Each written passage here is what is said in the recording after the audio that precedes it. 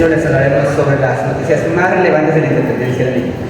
Primero hablaremos sobre el padre de la independencia, Miguel Hidalgo. Espera, les voy a contar algo que se van a quedar asombrados. Yo no soy el verdadero Miguel Hidalgo. Pero ¿cómo que no eres el verdadero Miguel Hidalgo? Si te encontramos en muchas partes, como en los billetes de 1000 y en libros de texto. Si hasta sales en todas las pinturas, ¿cómo es posible que no eres el verdadero Miguel Hidalgo? Pero no es mi culpa, es culpa de Joaquín Ramírez, que le encargaron mi ilustración. Sí es mi culpa, pero cuando Maximiliano de Habsburgo me encargó ilustrar al padre de la patria, en 1865 no había ningún retrato tuyo en vida, y ya habían pasado 50 años de tu muerte. No es posible que hayas hecho mal tu trabajo. Qué impactantes ascensos. Vamos contigo, Alejandro.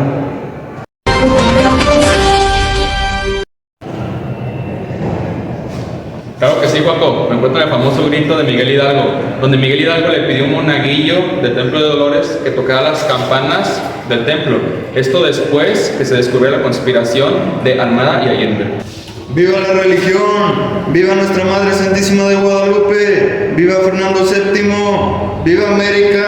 ¡Y muera el mal gobierno! ¡Viva la Virgen de Guadalupe y muera los cochupines! Bueno, después de esto se formó el ejército insurgente, el cual saqueaba haciendas y destruía las minas de los pueblos que liberaban de los realistas. Estos mismos eran el ejército conformado por españoles que servían a los reyes. Bueno, ahora me encuentro en el recorrido de la revolución con Miguel Hidalgo. Estamos en Atotonilco, donde Hidalgo se robó un codo de la Virgen María, el cual la representaba con piel morena y fue escogida como la Virgen de los insurgentes. Y en ese mismo momento, Hidalgo se dirige a la capital. ¡Guau! ¡Qué interesante! Ahora vamos con Chato, que se encuentra en la capital de Nueva España.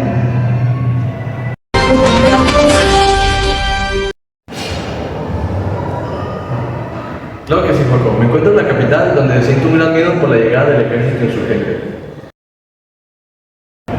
Asimismo llegan las exigencias de Hidalgo y piden que el ejército realista se rinda y entregue todo su dinero. A lo cual el virrey Francisco Javier Venegas se niega rotundamente. Hidalgo, al ver que la capital se niega, el 2 de noviembre de 1910 se retira con destino a Guadalajara, con la economía de la ciudad, pero antes manda un ejército de insurgentes.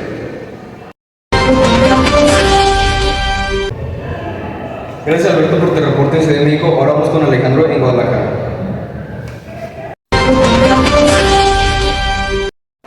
Gracias, Derek. Aquí en Guadalajara llegan los rumores sobre la llegada del ejército insurgente a la ciudad, y en la cual el intendente Roque Alvara se prepara con un ejército conformado por Colima, Ocotlán y Jalisco, y también en conjunto con el obispo Juan Cabañas.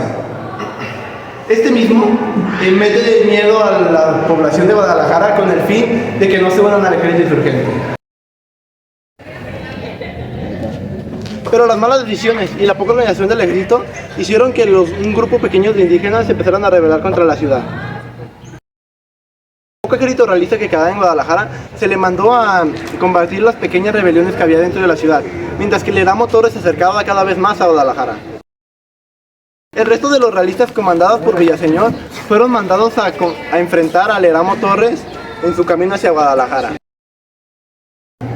Pero estos mismos fallaron en su intento de detener al Eramo Torres, y en pocas palabras, el Eramo Torres se dirige hacia Guadalajara sin nadie que lo pueda detener.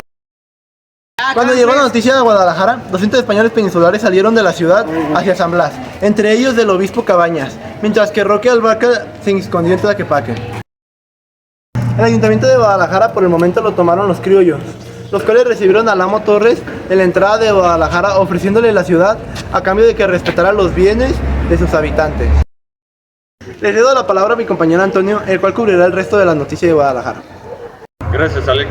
Bueno, después de la llegada del Amo Torres, llegaron más personas del ejército insurgente. Gracias a esto, la ciudad se saturó de gente y tuvieron problemas económicos, de alimentos y de higiene. También una de las cosas que le encargó Hidalgo al Amo Torres era confiscar los bienes de los españoles, el cual lo logró mediante el Ayuntamiento de Guadalajara. Cuando Hidalgo decidió ir a Guadalajara para ver la situación, tuvo un conflicto con Allende, ya que este no quería que se despegaran las otras ciudades. Pero al final Hidalgo terminó yendo a Guadalajara por la economía y porque también en la ciudad se encontraba una imprenta donde se podría imprimir el periódico con ideas insurgentes. Cuando llegó Miguel Hidalgo, llegó a Tlaquepaque un 26 de noviembre por la mañana y fue recibido por el amo Torres, y ya por la tarde por fin llegó a Guadalajara. Cuando Miguel Hidalgo llegó a Guadalajara, los problemas de alojamiento, de comida y su habilidad incrementaron, ya que este mismo llegó con 50,000 hombres a la ciudad. Por los conflictos, Allende decidió ir hacia Guadalajara porque estaba en desacuerdo con la orden de Hidalgo de fusilar a los españoles y confiscarles sus bienes. Allende también plantó con José Gómez y Francisco Severo Maldonado la posibilidad de envenenar a Miguel Hidalgo.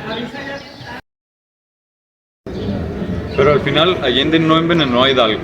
Para eso se creen muchas razones, porque como fue Miguel Hidalgo, reconoció el liderazgo de Allende, o porque simplemente Allende no tuvo la oportunidad. Qué interesante, la verdad no conocía la mayoría de lo sucedido.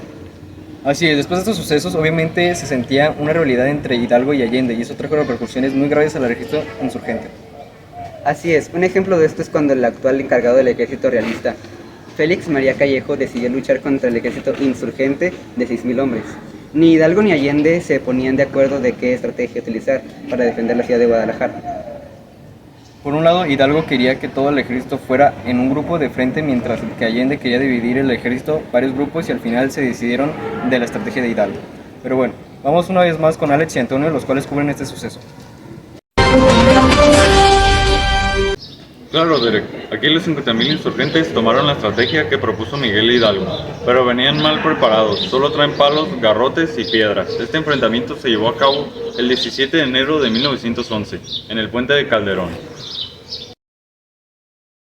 Los primeros en recibir el ataque fue el ejército insurgente por parte del ejército realista, ya que comenzaron atacando y los hicieron retroceder.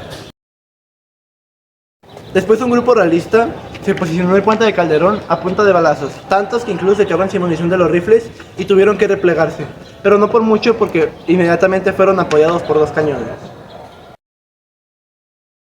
Con estos 2 cañones lograron matar a la mayoría del ejército insurgente y retirarles sus armas. Los insurgentes, al darse cuenta del ataque, comenzaron a contraatacar y por varios puntos de la batalla lograron mantener el control, asustando a los realistas. Pero el ejército realista respondió con 10 cañones, los cuales, y citó, les hizo el fuego más violento para desconcentrarlos, y lo lograron. Literal, los insurgentes no sabían de dónde venían los ataques.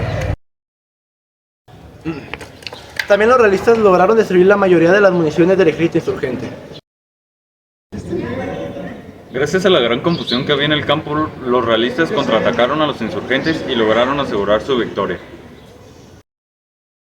Lamentablemente, los realistas ganaron la batalla. Pero en este momento me encuentro con el indígena Juan Terríquez, el cual está escondido detrás de un árbol con un arco y una flecha esperando el momento oportuno para disparar. Este suceso quedará marcado en el escudo de armas de Zapotlanejo. A pesar de sus esfuerzos por huir del lugar, tanto como Miguel Hidalgo como Allende fueron fusilados. Hasta aquí nuestro reporte. Vamos con Derek y Joaco. Muy interesante, la verdad. De aquí daremos un salto en los sucesos en el final de la independencia. Chato y Alejandro cubrirán el siguiente suceso. Estamos en el fin de la independencia con Agustín de Iturbide, el cual, a pesar de que ya terminó la independencia, se quiere esperar a que sea su cumpleaños para llegar a la ciudad y que se junten las fechas. Y un día después se firma el acta de la independencia, el 28 de septiembre de 1821. Agustín de Iturbide fue proclamado el emperador de México con el nombre de Agustín I el 18 de mayo de 1822. Antonio López de Santa Anna, en su calidad de jefe militar y político del estado de Veracruz, no reconoce a Agustín de Iturbide como emperador de México, por lo que ambos deciden entrar en un conflicto. Con el plan Casamata, Santa Anna, Guadalupe Victoria y José Antonio de Echeverría buscaban desmantelar el Congreso formado de Iturbide. Con este plan mencionado, exiliaron a Iturbide a Italia con amenaza de no volver a México o sería fusilado. Mientras tanto, a Guadalajara le surge la pregunta de quedarse o separarse de la federación. Todo esto porque fue publicada la Constitución y se le dio la posibilidad a los estados de tener su propio gobernante. Mientras Santa Anna fue el primer gobernador de la República con estas nuevas reformas, Prisciliano Sánchez fue el primer gobernante de Guadalajara, con las reformas recientemente publicadas. Al tiempo, Iturbide se entera de la conspiración de Echeverría en conjunto con España para recuperar a México como parte de su territorio.